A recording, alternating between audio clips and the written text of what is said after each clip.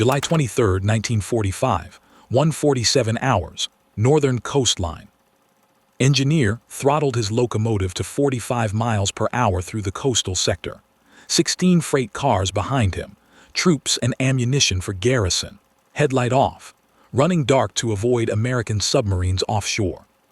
The tracks ran straight here, 400 yards from the water, safe distance. Every submarine commander knew the calculation. Torpedoes required 12 feet of water minimum. The coastal shelf here dropped to 12 feet at 200 yards offshore. No submarine could operate closer. No submarine could reach the railroad. Had made this run 47 times. 6 trains per day every day for 3 weeks. Not one incident, not one attack. The coastal railroad was untouchable. Then the section of track directly ahead of locomotive exploded. 55 pounds of high explosive detonated beneath his boiler. The locomotive disintegrated. Boiler ruptured. Superheated steam mixed with burning fuel. Metal fragments shot 200 feet vertical. Drive wheels separated from chassis. Smokestacks cartwheeled down the embankment. 16 freight cars slammed into wreckage at full speed. First car accordioned. Second car climbed over the first, wooden frame splintering. Third car jackknifed sideways, rolled off embankment. Cars 4 through 16 piled into growing mass of twisted metal. Fires ignited. Ammunition began cooking off. Secondary explosions rippled through the wreckage. 650 yards offshore, USS Barb's crew watched the fireball. A submarine had just destroyed a train. Nobody could explain how. Naval doctrine said submarines attacked ships. Submarines used torpedoes. Torpedoes traveled underwater. Torpedoes could not reach a railroad 400 yards inland. Even if a torpedo could somehow be fired at the shore, the coastal shelf was too shallow. Torpedo would beach itself at 180 yards, still 220 yards short of the tracks. Submarines carried deck guns, the 4-inch gun on Barb's forward deck. But a 4-inch shell could not destroy 16 freight cars, could not trigger that massive secondary explosion. The ammunition cooking off suggested something had detonated the train's cargo directly. But how? Japanese Coastal Command reviewed the wreckage at dawn. The locomotive's boiler had exploded from below, not from shell impact, not from torpedo fragment, from directly beneath the tracks. Track inspection revealed disturbed gravel at the blast site. Something had been buried there. The railroad ran 400 yards from the water. American submarines had been spotted in the area, USS Barb specifically. The most aggressive submarine in the Pacific Fleet. But how could a submarine reach a railroad? How could submariners plant explosives 400 yards inland without being detected? Japanese garrison commander sent urgent message to Tokyo. Train destroyed by unknown method. Suspect American sabotage. No surface vessels observed. Submarine USS Barb operating offshore. Recommend immediate coastal patrols. Tokyo's response was skeptical. Submarines do not conduct ground operations. Submarine crews are sailors, not infantry. American doctrine prohibited submarines from surface missions against land targets. Too risky, too exposed. A submarine on the surface near shore was vulnerable to artillery, vulnerable to patrol boats. One shell could cripple a submarine. Force it to surface, capture the crew. No American commander would risk an entire submarine and 80 men to destroy one train. The tactical mathematics made no sense. One train, value perhaps 60 soldiers and some ammunition. One submarine, value 2,400 tons, 80 trained crew, 4 years of war experience. No rational commander makes that trade. But the train was destroyed. And USS Barb was the only American vessel in the area. Japanese intelligence began analyzing previous Barb attacks. Pattern emerged. June 22nd, factory town destroyed by rocket fire. Rockets came from offshore. Barb surfaced 3 miles out, fired 12 rockets in 5 seconds, submerged before response. June 25th, leather factory burning. June 28th, paper mill destroyed.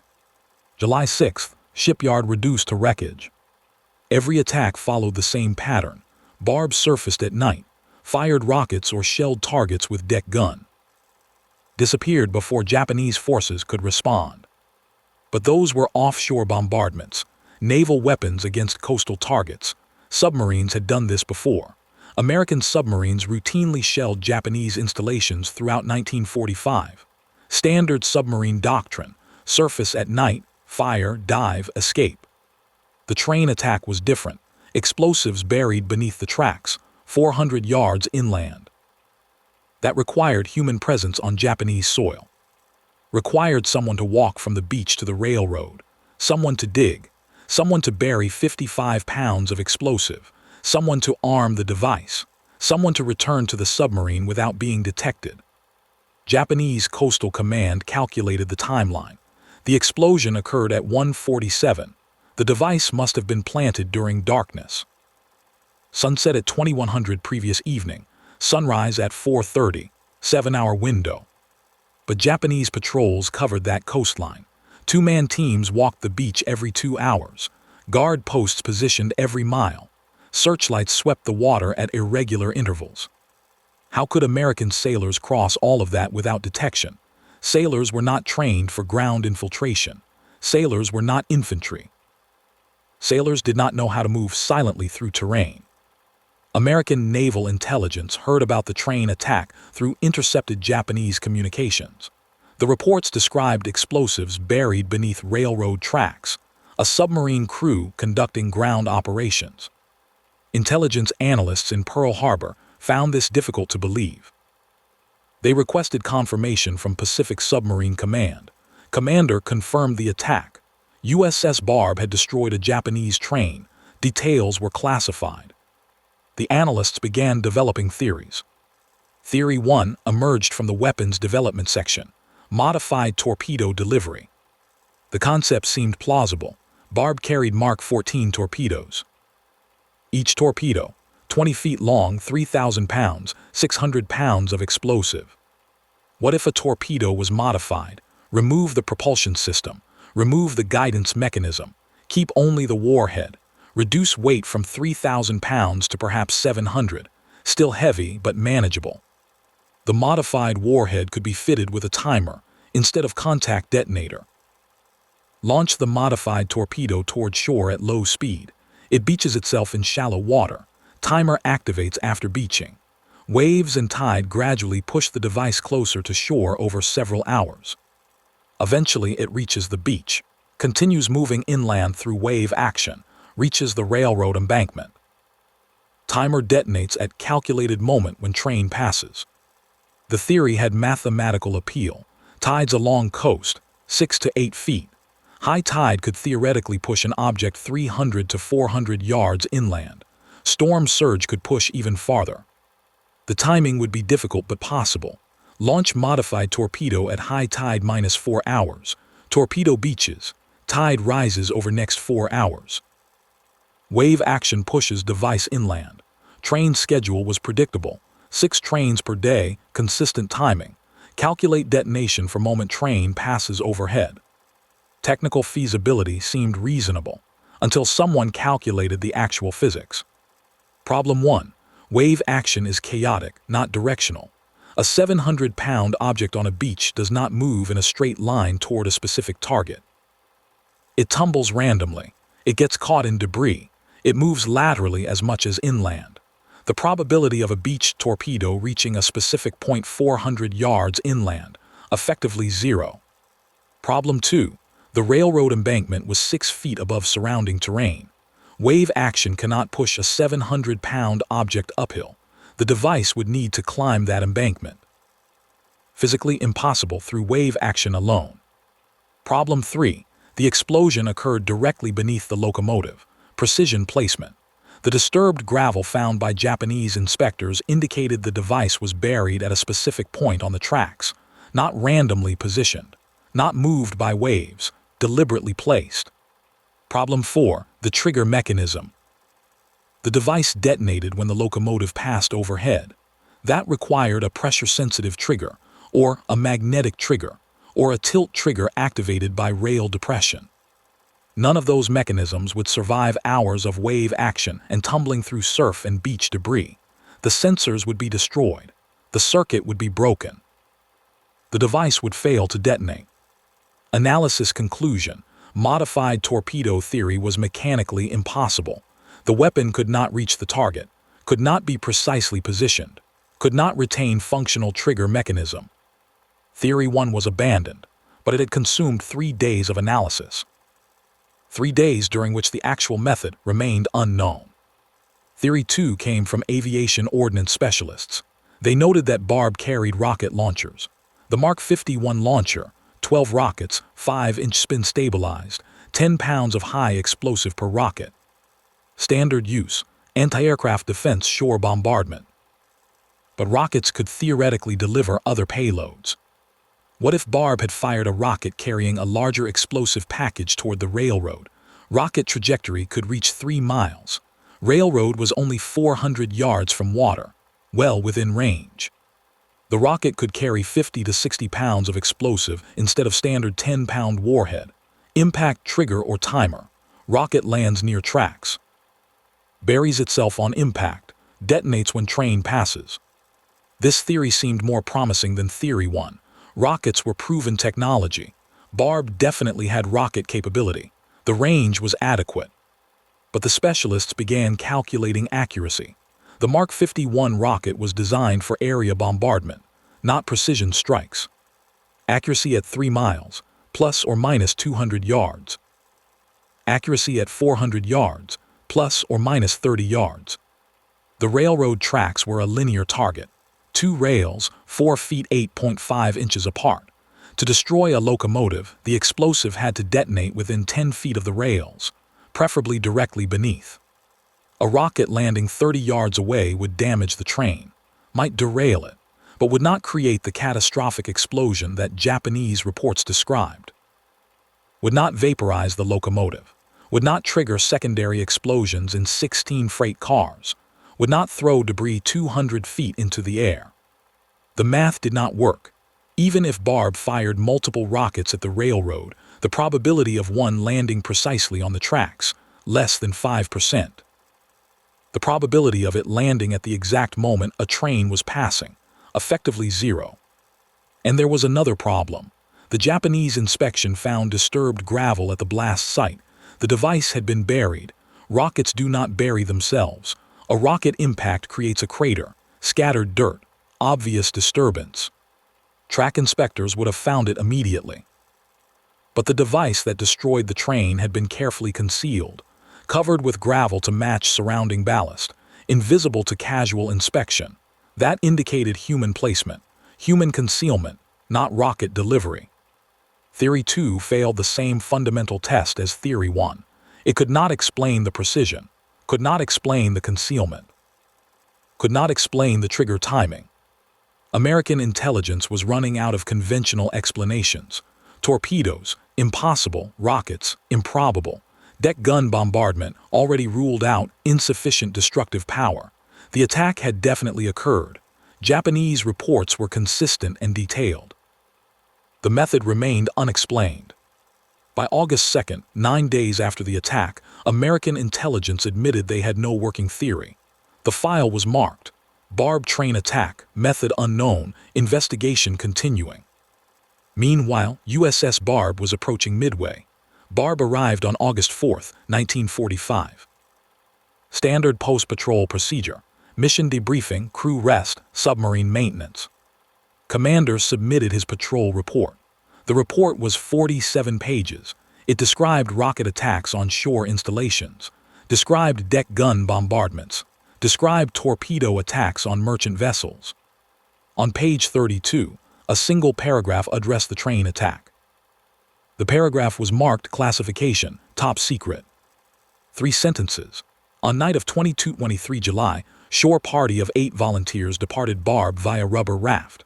Party proceeded inland 400 yards and emplaced demolition charge beneath coastal railroad tracks. Charge detonated successfully at 1:47, 23 July, destroying northbound locomotive and 16 freight cars. Shore party. 2 words that changed submarine warfare doctrine. The concept seemed impossible. Submarine crews do not leave their vessel, do not conduct ground operations. do not operate as infantry. But's report was classified top secret for reasons beyond the tactical innovation. The strategic implications were profound. If one submarine could conduct ground operations, all submarines could. If Barb could destroy a railroad, other submarines could destroy bridges, power stations, communication facilities, coastal defenses. The Japanese coastline, 18,500 miles, impossible to defend every mile, impossible to guard every beach, impossible to protect every coastal target. If American submarines began regular shore raids, Japan would need to redeploy thousands of troops from frontline positions to coastal defense, troops that were desperately needed elsewhere, resources that could not be spared. Pacific Fleet Command requested detailed briefing from. The briefing occurred on August 6th. The same day atomic bomb destroyed Hiroshima. This briefing was attended by 14 officers, submarine commanders, intelligence analysts, weapons specialists. He began with the tactical problem. Late June 1945, USS Barb operating off coast. Merchant shipping nearly eliminated in that sector. No naval targets remaining, but Japanese supply trains running constantly. 6 per day, carrying troops and ammunition south. Those trains represented legitimate military targets, but submarines had no way to attack them. Doctrine said, submarines attack ships. Rejected that limitation. He observed the coastal railroad through periscope for 3 days, noted train schedules, noted guard positions, noted patrol patterns, noted beach approaches. Calculated the railroad could be reached. The challenge was execution. Required landing party, required explosives, required specialized equipment, none of which submarines normally carried. Began with equipment. Barb's crew included Saunders, gunner's mate. Saunders had worked construction before the war, understood explosives, understood demolition. Asked Saunders, could a pressure-detonated mine be constructed from materials available on the submarine? Saunders said yes. The submarine carried 55-pound scuttling charges, demolition explosives intended to destroy the submarine if forced to surface and faced capture. Each charge, high explosive with waterproof casing. The submarine also carried electrical components, wire, batteries, switches, and the torpedo workshop had microswitch pressure sensors. Saunders designed the device over 2 days. Base, 55-pound scuttling charge. Trigger, microswitch mounted beneath a pressure plate. The pressure plate would be positioned beneath the railroad rail. When locomotive passed overhead, rail would depress slightly. Depression would close the microswitch. Switch would complete electrical circuit. Circuit would detonate explosive. Simple mechanism, reliable. The device required no timer, no remote control, no complex electronics, just train passes, rail depresses, bomb explodes. But the device still needed to reach the railroad. That required human carriers. Called for volunteers. He explained the mission clearly. 8 men would take rubber rafts from submarine to shore, would cross 400 yards of Japanese-held territory, would emplace explosive beneath railroad tracks, would return to submarine before dawn. If captured, they would be executed as saboteurs. International law was unclear about submarine crews conducting ground operations. They might not receive prisoner-of-war protections. Every man aboard Barb volunteered, all 80 crew members. Selected 8 based on youth, physical fitness, ability to move silently, steady nerves. Saunders' demolition expertise. Billy, electrician, would arm the device. 6 others, machinists, average age 23 years old. None had infantry training. None had conducted ground operations. They were submarine crew, but they had volunteered. Training began immediately. Barb's deck became practice ground. The men practiced moving silently, practiced low crawling, practiced hand signals, practiced raft handling, practiced equipment assembly in darkness. They had 4 days to prepare, 4 days to transform from submarine crew to shore raiders. July 22nd, Barb positioned herself off the coast, 1,200 yards from shore. At 23:45 hours, the shore party assembled on Barb's deck, 2 rubber rafts, 4 men per raft. Each man, dark clothing, grease-blackened face, soft-soled shoes. Equipment, 55-pound explosive, pressure switch assembly, wire, batteries, shovels, weapons. The rafts pushed off at 5 on July 23rd, 8 men paddling toward Japanese territory, 650 yards to the beach. Barb waited, engines ready for emergency dive. At 20, the rafts reached the beach. The men dragged rafts above the waterline, covered them with seaweed. They formed single file, Saunders leading. They moved slowly, stopping every 20 yards to listen. They crossed the beach in 4 minutes, reached the coastal road, paused. The road surface was packed dirt. Saunders looked both directions. No headlights, no movement. He crossed. The others followed one at a time. Beyond the road, drainage ditch. They descended into it, followed it north for 50 yards, then climbed out on the inland side. Now in grassland, grass was waist-high. They continued in single file, staying low. After 12 minutes, they could see the railroad embankment ahead. Saunders stopped the column, sent one man forward to scout.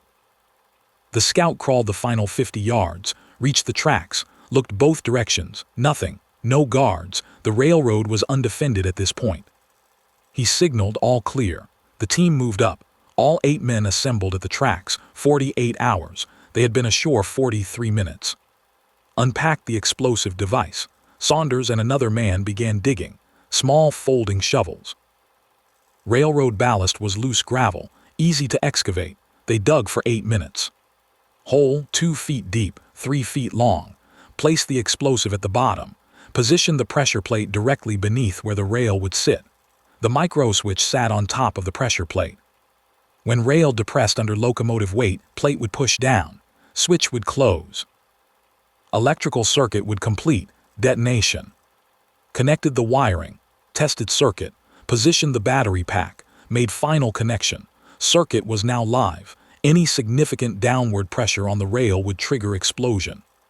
He covered the device carefully. Gravel first, then smaller stones, then dirt, smoothing it to match surrounding ballast. No visible disturbance. 108 hours. They had been at the railroad for 20 minutes. Time to withdraw. The team moved back down the embankment, same route in reverse. They moved faster now. Mission complete. At 1:32 they reached the beach, found the rafts, dragged them to the waterline. All 8 men climbed aboard, began paddling toward Barb. They were halfway to the submarine, when's voice cut through the darkness. He was shouting through a megaphone, "Paddle faster, another train was coming." The men could hear it now. Distant sound of locomotive building speed. Had spotted the train through the periscope. Headlight was off, but locomotive exhaust plume was visible against mountain silhouette. The timing was catastrophically close. The rafts closed the distance. The sound of train grew louder. The rafts reached Barb at 1:46. Men scrambled up Submarine's hull, through deck hatches. Rubber boats cut loose. No time to retrieve them. Ordered deck crew below, sealed hatches. Barb's diesel engines rumbled. Submarine turned away from shore, accelerating toward deeper water. At 1:47, on July 23, 1945, the northbound train reached the section where the microswitch waited. Locomotive's lead wheels passed over device. 68 tons of steel pressing down. Western rail depressed. Microswitch closed. Circuit completed. 55 pounds of high explosive detonated beneath the boiler. The explosion was visible from Barb even though Submarine was now 700 yards offshore. Massive fireball erupted. Locomotive's boiler ruptured instantly. Metal fragments shot upward. The locomotive disintegrated. 16 freight cars slammed into wreckage at full speed. Sound reached Barb as rolling thunder. Fires ignited. Ammunition began cooking off. Secondary explosions rippled through chaos.